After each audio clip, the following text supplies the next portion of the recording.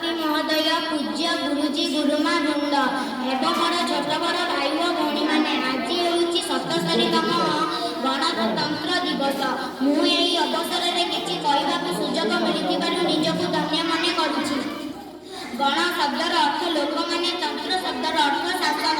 1950 मसीहा जनवरी 26 को साधारणतंत्र दिवस रूपे पालन करा जाए।